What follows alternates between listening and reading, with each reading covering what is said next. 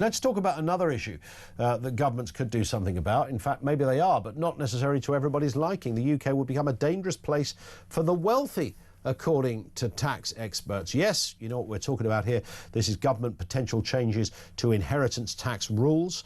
Parents may no longer be able to make unlimited tax-free gifts to their kids at a time when many are already concerned that wealthy people are being discouraged from living in Britain. I mean, the inheritance tax thing.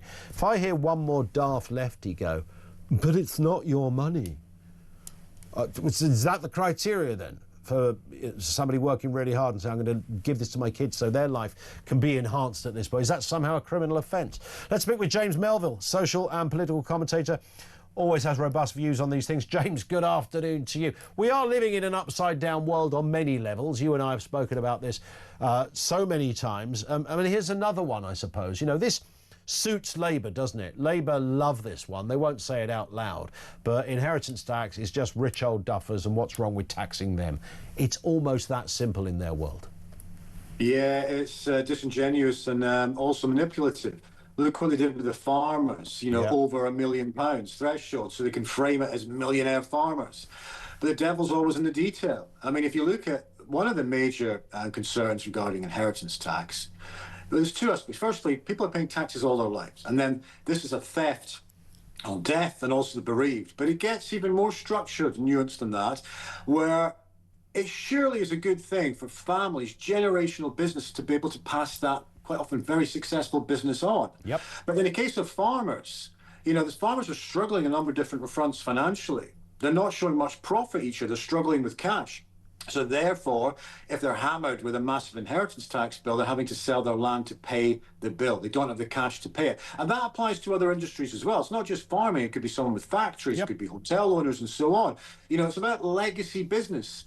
And the government talk about being on the side of workers and also growth.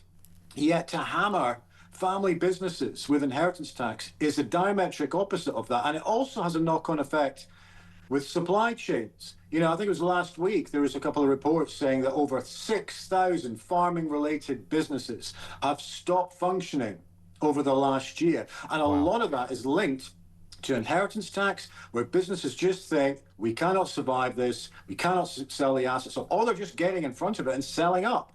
That has a knock-on effect, not just to their business and their family, but also auxiliary businesses connected to their business and supply chains.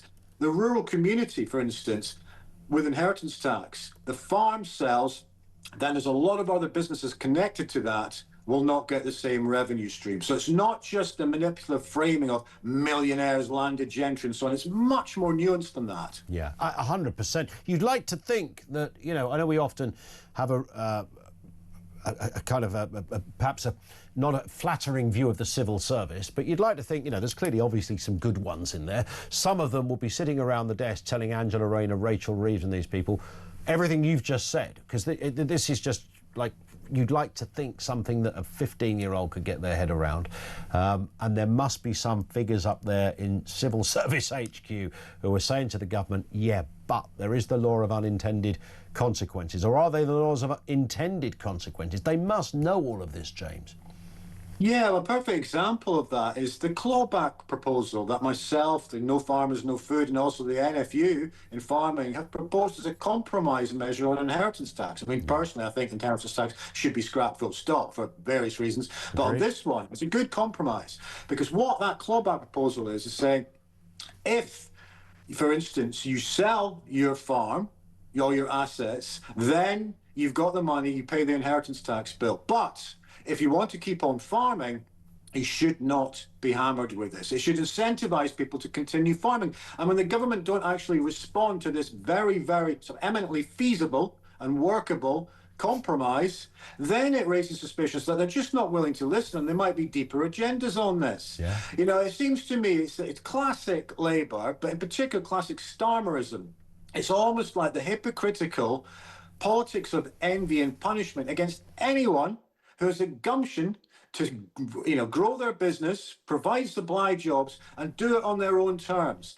And instead, what we've got is a government who seem to enjoy their own self-entitlements by taking our tax money and spending it in the wrong way, or in lavish parties.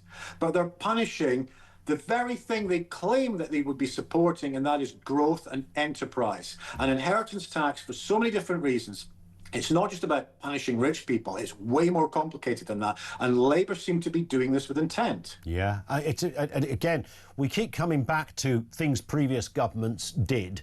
And sometimes there's for about half an hour, there's a relevance to that. But actually, and I know that, other chancellors have looked into, how do we raise extra money? They're always looking for different new and imaginative ways. But my worry on this one, James, is obviously they've stuffed themselves into a corner because they can't raise tax. Good. I'm glad they can't raise tax. They could cut some spending, by the way, and a lot of the waste. That might be a good start, but that doesn't seem to be part of their thinking. But if you're going to go for somewhere, they've only got areas such as this, but simultaneously it does suit their politics, doesn't it? That's the bit that I find irksome about this. Like the farmers.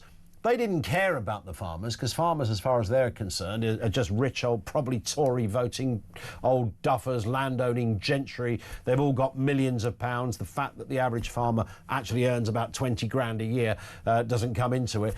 They have a sort of a stereotyping that in any other world they would put you in jail for, and yet here they are acting it out with freedom and confidence for all to see. They don't really care. They don't, and then it leads into other things in farming as well. The aspects of, the infrastructure and planning bill, and aspects that are bolted on there about compulsory purchase, the solar panels on land, the need for land to build more houses and so on. But ultimately it comes down to this, just taking a step back. What are we without the basic forms of security? And I would suggest two of those are food security and also energy security. Yeah. And if you look at what the Labour government are doing on both, wrapped around punishing farmers with cutting in terms of, subsidy aspects and also inheritance tax and, the imported food and lack of protection for farmers on one side. And then the other side, Ed Miliband's crazy net zero policy, which is costing the country pretty much north of £30 billion a year, and also decommissioning new licenses in the North Sea for oil and gas. Meanwhile, we're importing oil and gas from the same sea in Norway. These two fundamentals, food and energy, the Labour government are moving the country in the wrong direction. And it's putting not just our security at risk in those areas, it's also affecting our economic security. And going right back to inheritance tax, that is a form of putting our economic security at threat because it's undermining so many good family businesses and also the many, many businesses that rely on that family business for their own supply chains. It's bang on stuff. James, thank you as ever. Great to have you on again. James Melville, social and political commentator.